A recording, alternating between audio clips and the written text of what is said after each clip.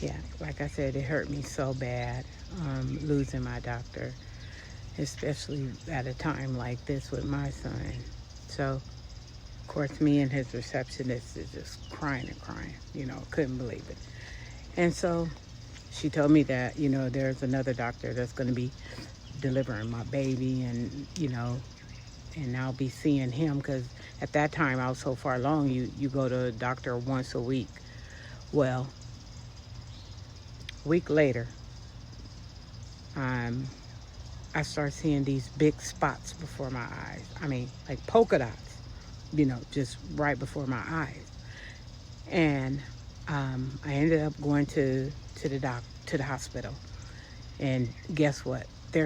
They check me out and they say, oh, about to send me back home. And I said, no, no. Dr. St. Hill said, if if if I seen spots before my eyes, not to leave. He told me not to leave. No, I'm not leaving. And one of his colleagues happened to be walking past and heard me, and he peeks his head in. He's another doctor. He peeks his head in and he says, you're one of Dr. St. Hill's patients? And I said, yes. And he said, she goes nowhere. And he introduced himself and he said, I'm going to deliver your baby.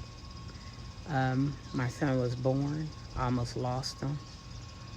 He had to stay in the NIC unit for a little while. Now, he was healthy, but his, I don't know, there's something with his lungs. I don't know that part. But almost lost him twice in the hospital. But he ended up coming through. Like I said, it was in a NIC unit. But I have to also give thanks, may she rest in peace, to my Aunt TD.